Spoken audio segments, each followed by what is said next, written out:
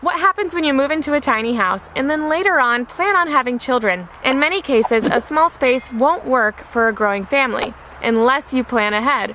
In today's episode of Tiny House Tours, you're going to meet a young, engaged couple, and they're going to explain how they designed their tiny home to accommodate their future children. Will you join me? Will you roll? Make this house our tiny home.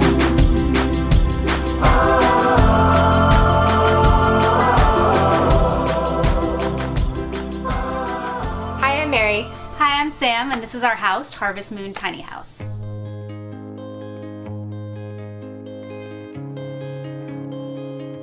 We decided to go tiny because we definitely wanted to have a smaller footprint on the earth. It's also been a dream of mine for a really long time.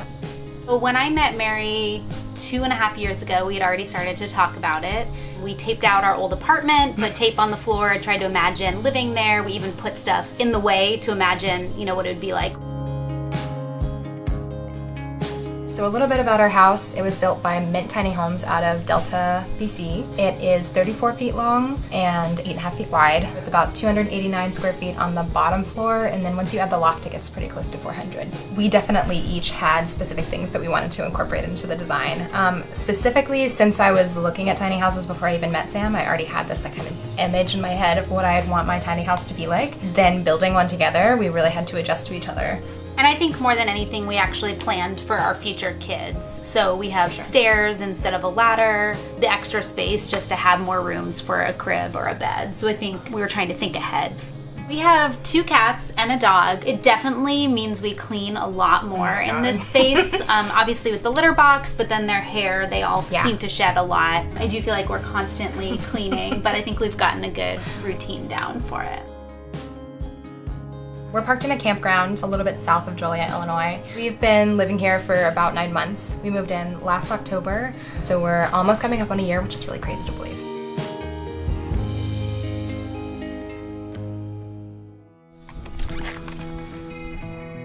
We got this kitchen design from another tiny house that we saw, and we really liked the idea of an island, and I liked that it kind of sectioned off the kitchen from the living room.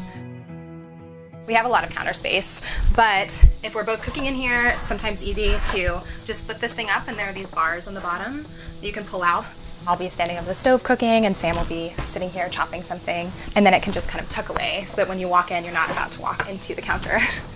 We have a pretty standard RV stove in our tiny house. This is an Atwood Wedgwood RV stove. It's got 3 burners. They each have a little bit of a different cooking power, and then we have the oven that's attached to it. So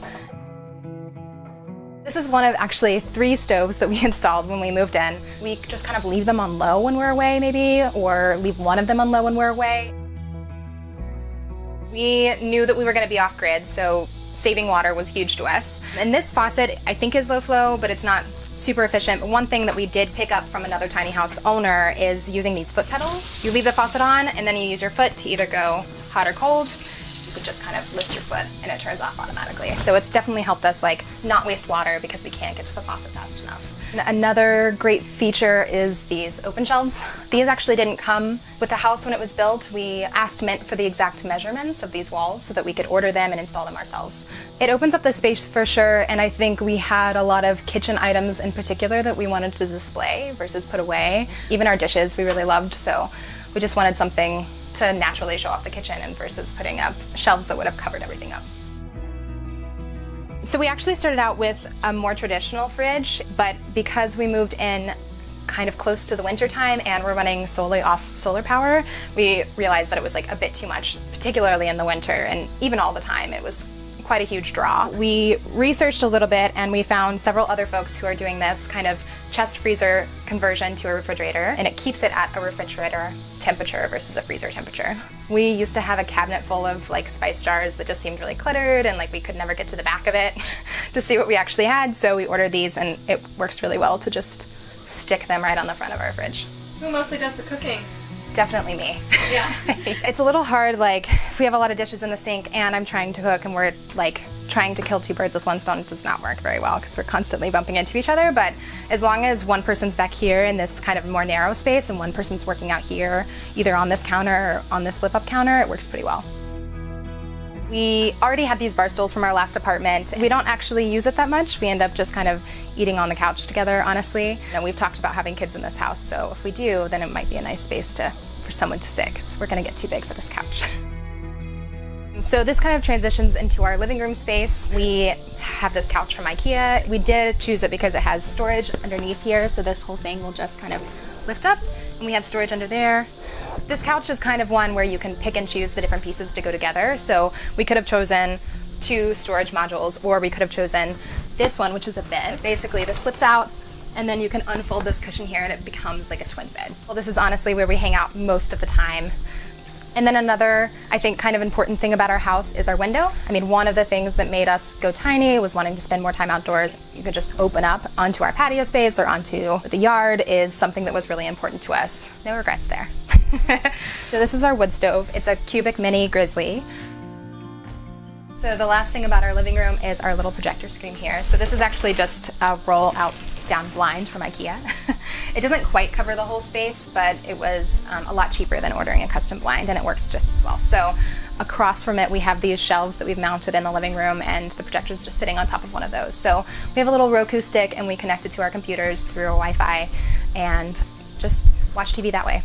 We didn't really want to mount a TV in here because I don't think it's that important to either of us, and it would just take up space that we could use for something that is more important, but it is nice if we want to just take a load off at the end of the day to be able to roll it down and watch something. We have this sliding barn door. This leads into our bathroom. We didn't want a door that opens, wastes a lot of space, but we always have loved the look of a barn door.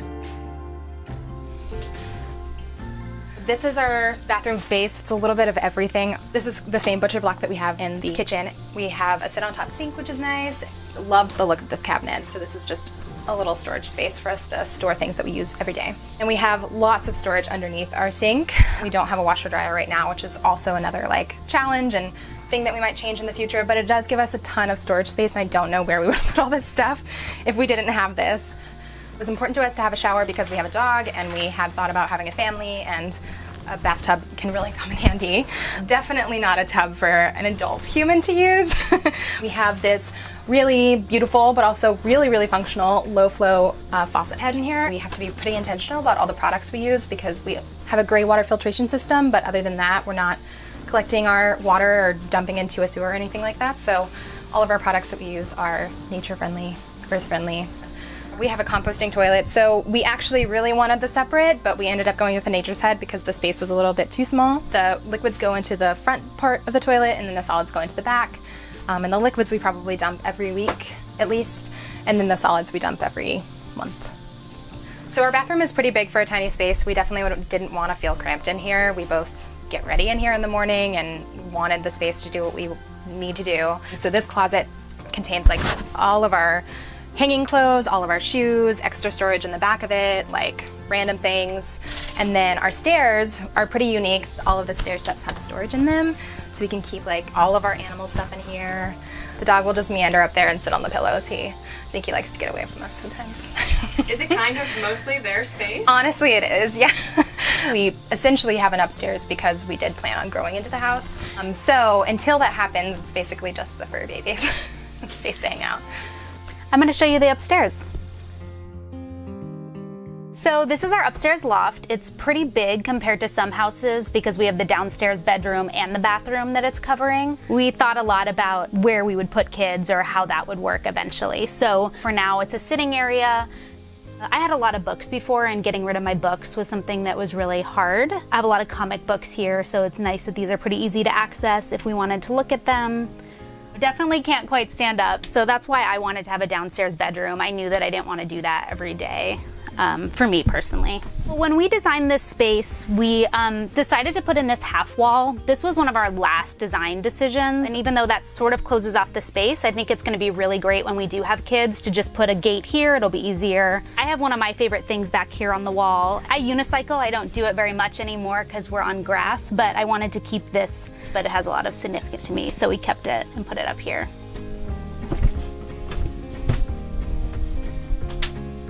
Something that was really important for me, I wanted to have a downstairs bedroom. I have some chronic pain, so crouching all the time is a little bit hard for me. We actually somehow managed to find 1-foot bedside tables, which was pretty hard. They're not exactly like the exact design thing we had in mind, but it works really well to still have bedside tables on both sides. This is an IKEA storage bed, which is really helpful. We put our backpacking stuff down there, off-season clothes, suitcases, so it fits a lot of our storage down here. I did not used to be super neat until I met Mary, and then I learned the ways of being more organized. So now, as long as we fold everything, it's not super messy.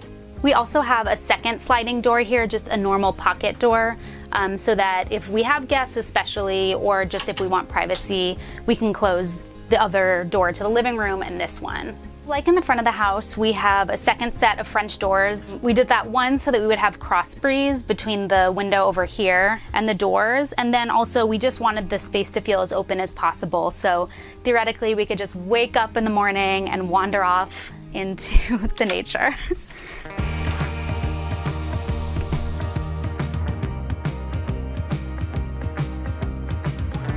I'm super proud of our deck. We didn't have a lot of building experience, but we've done a lot of projects after we got the house. So I feel like we're finally learning how to do things. We just bought pallets, like wood shipping pallets, and that was sort of the frame. And then we laid the deck boards on top of it and then put these ones on the side to sort of frame it out and make it look a little more finished. We have had a lot of people over for barbecues. We finally got a grill. So now we have been spending more time out here. And we've had maybe 10 people over at a time, which is pretty big for the house, so it's nice to have this outdoor area. All right, so this storage box is where we keep basically everything for our water system. Have definitely had a lot of challenges with the water system through our first winter, especially since we moved in right before the winter started. This is our 40-gallon tank. It's actually connected to a 300-gallon storage tank, so we had to plumb in some of that. Mint didn't put our 300-gallon in because it's just sitting on the ground underneath our house. And then this pipe up here comes back into our little filter, and then our SureFlow pump here. And then it goes into an accumulator tank just to get the pressure right. And then our hot water heater, which is in this kind of silver box over here. There is always going to be a portion of the winter, I think, while we're off grid now in this kind of climate, where everything will freeze and it's really hard to keep it from freezing. But right when it's on that cusp, we use this heat lamp in here to kind of keep this box a bit more warm and keep it from freezing. So this is our solar setup. We have 6 200-watt panels, and then we have 2 3,000-watt storage capacity batteries. All of our solar system is made by Goal Zero. We got these little boxes to put them in so that they're protected from the weather elements. So this is one of our 3,000-watt batteries. The connectors for our solar panels just get plugged into these ports. There's one here and one here that we use. There's an extension cord along the ground. It's just a 10-gauge extension cord that plugs directly into our RV port on the house, and then also will plug in directly to the solar battery here. We've lasted on solar full-time since March. Hopefully that will continue until I'd say maybe like October, at which point I feel like we'll be getting a lot of gray days or overcast days, and we're not gonna get as much sun. Starting probably around November, December, it'll get really cold here, and we'll have to figure out how long our batteries can last before they get too cold and lose all their energy. So we end up using our gas generator quite a bit in the wintertime in our current setup. I think there are definitely things we could do to change it, but it's just hard without much infrastructure here to figure out all of those things. We did get really lucky in finding this campground. When we were first introduced to the campground, the person who was showing us around, the campground manager at the time, was kind of like, you know, whatever space you pick, this is your space. You have to take care of it, meaning that we have to mow, we have to do all of the lawn chores, but we can also make it as beautiful or not as we want. We specifically chose this site because we saw how much land opportunity we had. There was not another site here. The closest sites are, you know, back behind us, so no one else was going to utilize this space except for us. So I'm really happy that we ended up with such a cool spot. I feel like tiny living has helped us definitely have a smaller impact on the earth. I think we think a lot about how much water we use every day, how much electricity we use. Living tiny is one chapter of our life, but it's probably not going to be the only chapter. After a couple of years, we will have paid off this house, and we can save so much more for that next venture than we would have if we were just renting every year until then. I think that living tiny has definitely been a huge part of our relationship because it was a huge planning process, and then also living here together sometimes has been stressful being off grid, so I think we've had to learn how to talk better, and I've never felt like the space is too small.